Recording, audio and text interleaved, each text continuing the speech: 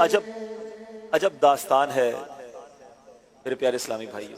تقریباً صبح کے 4:15 بجے تھے اور ایسا زلزلہ آیا, زمین ایسی تھر تھرائی صرف 40 سیکنڈ کے اندر.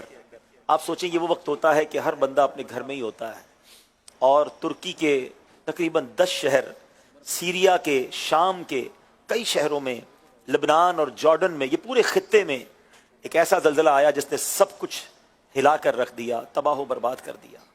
زلزلے پر تو میں وہاں کے حالات پر تو بات کروں گا, مگر جو میں نے وہاں جا کے سیکھا, جو میں نے محسوس کیا کہ 40 سیکنڈ پہلے جو گھر والا تھا, 40 سیکنڈ پہلے جو مال والا تھا, 40 سیکنڈ پہلے جو صحت مند تھا, 40 سیکنڈ پہلے جو زندہ تھا, کئی گھر والے ان 40 سیکنڈ کے بعد بے گھر ہو گئے. لاکھوں لاکھ مسلمان بے گھر ہو گئے. کئی لوگ دنیا سے چلے گئے within 40 seconds. کئی لوگ زخمی ہو گئے, آج اسپتالوں میں پڑے ہیں. اور کئی لوگ جو مالدار تھے, زکوٰۃ ادا کرتے ہوں گے, ان میں سے لاکھوں لوگ اس وقت زکوٰۃ لینے والے بن گئے. یہ ہے 40 سیکنڈ.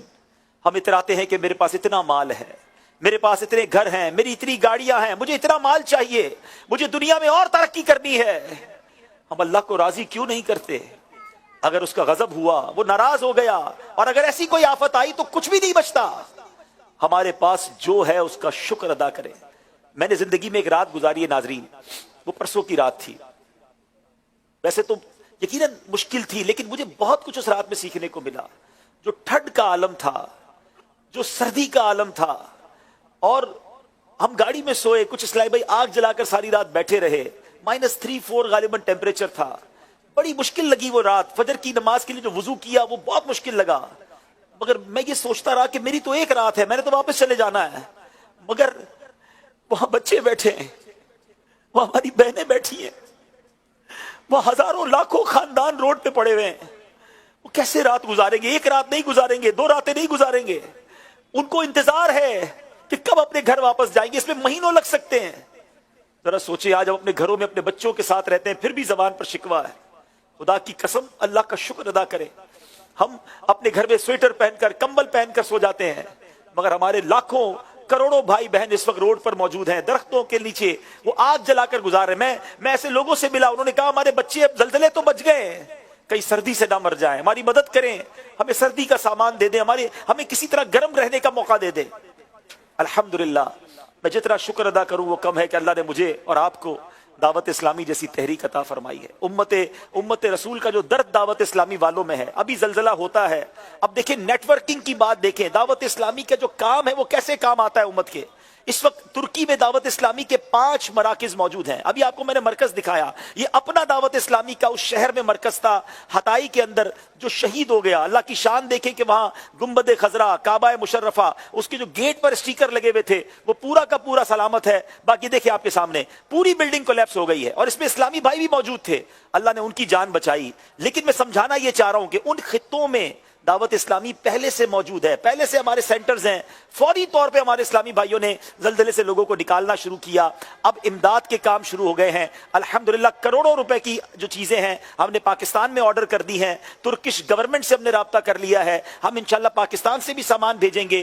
یو کے میں لندن کے اندر ترکش ایمبیسی سے رابطہ ہو گیا ہے, ہم یو کے اور یورپ سے سامان انشاءاللہ جو ہے وہ ترکی بھیجنا چاہتے ہیں. آج میری نگران شورا سے آسٹریلیا میں بات ہوئی, انشاءاللہ وہ آسٹریلیا میں ترکش ایمبیسی میں بات کر رہے ہیں کہ ہم آسٹریلیا سے انشاءاللہ ترکی مسلمانوں کی مدد کریں گے. اور نہ صرف ترکی مسلمانوں کی, ہم شام کے مسلمانوں میں بھی ترکیب بنا چکے ہیں, ہمارے اسلام میں پہنچ چکے ہیں, اور انشاءاللہ وہاں بھی کام شروع ہو جائے گا. تو بہرحال میں بتانا یہ چاہ رہا ہوں کہ یہ ہے میری اور آپ کی دعوت اسلامی. کیوں نہ فخر کریں, اللہ کریم نے ایسی دعوت اسلامی دی ہے, ہمیں دین بھی سکھاتی ہے, ہمیں نماز بھی سکھاتی ہے. جب مسلمانوں کے ساتھ آفت آئے تو انہیں راشن بھی پہنچاتی ہے. ابھی کووڈ کا زمانہ دور نہیں تھا جب 1 کروڑ سے زیادہ مسلمانوں تک صرف پاکستان میں راشن, پکا ہوا کھانا پہنچایا گیا. ابھی ہم سیلاب زدگان کو بھولے نہیں ہیں, روزانہ کی بنیاد پر سیلاب زدگان کا کام سندھ میں جاری ہے, اربوں روپے کی امداد کر چکے ہیں, وہ کام بھی جاری ہے. مگر یہ بھی ہمارے بھائی ہیں, اور جو میں سمجھتا ہوں کہ یہ اس صدی کے بڑے حادثوں میں سے ایک حادثہ ہے. اگلے کچھ دنوں میں آپ کو پتا چلے گا کہ اموات کی تعداد کتنی بڑھ جائے گی اللہ نہ کرے، کیونکہ صرف ہتائی میں مجھے بتایا گیا اس شہر میں کہ 1 لاکھ کے قریب مسلمان اس وقت بھی ملبے میں دبے ہوئے ہیں، اور اب 5واں دن لگ گیا ہے۔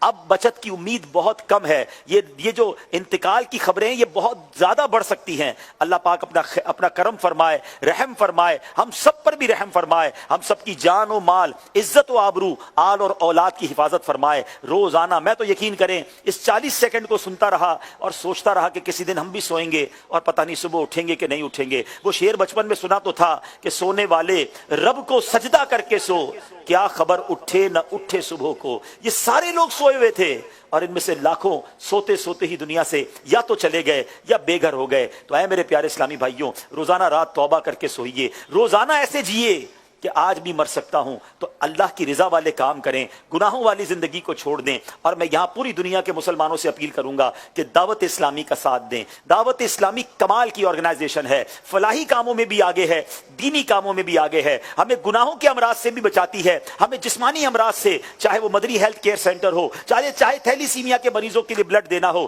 اس سے بھی بچاتی ہے، شیطان کی آفتوں سے بھی بچاتی ہے، اور زمینی اور آسمانی آفتیں آ جائیں تو اس میں بھی دعوت اسلامی والے پیش ہوتے ہیں۔ تو کیوں نہ اپنا ڈونیشن، کیوں نہ اپنی زکوٰۃ، کیوں نہ اپنے صدقات ہم اپنی دعوت اسلامی کو دیں۔ میرے پیارے اسلامی بھائیوں، دعوت اسلامی کا اس بار آپ نے اپنی زکوٰۃ میں، اپنے ڈونیشنز میں، اپنے صدقات میں ساتھ دینا ہے، اور اس اجازت کے ساتھ دینا ہے کہ دعوت اسلامی چاہے دینی کاموں میں استعمال کرے، فلاحی کاموں میں استعمال کرے، اصلاحی کاموں میں، روحانی، یہ سارے کاموں کی اجازت ہو، تاکہ دعوت اسلامی کو جب موقع جہاں ملے وہ ہماری دنیا اور آخرت کی بہتری کا کام کرے۔ تو ہمارے یہاں بھی ڈونیشن کے سٹالز لگے ہیں، دنیا بھر کے ناظرین بھی مجھے سن رہے ہیں، اپنی دعوت اسلامی کے ساتھ پریکٹیکلی ساتھ دیں۔ اب یہ دیکھیں سندھ کے اندر جو کام ہو رہا ہے وہ بھی آپ دیکھ رہے ہیں کہ وہاں بھی کام جاری ہے، یہ گھروں کی چابیاں دی جا رہی ہیں، یعنی کون سی جگہ ہے جہاں دعوت اسلامی والے کام نہیں کر رہے؟ تو کیوں نہ ہم اپنی دعوت اسلامی کا ہر معاملے میں ساتھ دیں۔ یہاں ماشاءاللہ چونکہ ڈونیشن سٹالز ہیں، آپ ڈونیشن دیں، اس بار اپنی زکوٰۃ اور عطیات بھی دیں۔ اور جاتے جاتے ایک اور میں چاہوں گا،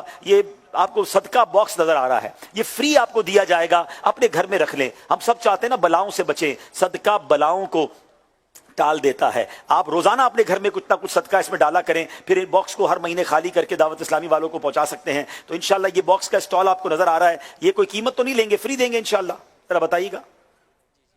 جی بالکل انشاءاللہ عز و جل فری دیں گے۔ جی جاتے جاتے یہ لیتے جائیے گا۔ بہرحال میری بس یہی گزارش تھی کہ دعوت اسلامی پر فخر کیجئے، دعوت اسلامی کی قدر کیجئے، دعوت اسلامی کے ساتھی بن جائیے، اور اپنی دعوت اسلامی کو اس بار اپنے ڈونیشن میں، اپنی زکوٰۃ، اپنا صدقہ، اپنے فطرے میں یاد رکھیے۔ یہ امت کو بھولنے والی تحریک نہیں ہے، یہ امت کی خیر خواہ تحریک ہے، اور اللہ سے التجا بھی یہی ہے، اللہ ہمیں اسی دینی ماحول پر استقامت عطا فرمائے اور اسی پر ایمان اور عافیت کے ساتھ مدینے میں موت بھی عطا فرمائے۔ الحمدللہ، صلو علی الحبیب صلی اللہ تعالی علی محمد صلی اللہ علیہ وسلم۔ ایک کال لیتے ہیں، جی کال دیجیے گا۔ ماشاءاللہ عبدالحبیب بھائی، کیا بات ہے، اللہ تعالیٰ نے آپ کو خوب نوازا ہے، مرشد کی نگاہ ہے، اللہ تعالیٰ مزید آپ کو عزتیں، کامیابیاں، کامرانیاں عطا فرمائے۔ تو یقین جانے کہ آپ نے تو ایک بہت بڑا ہمیں سرپرائز دیا، اور وہ ترکی جا کر آپ نے دکھا دیا۔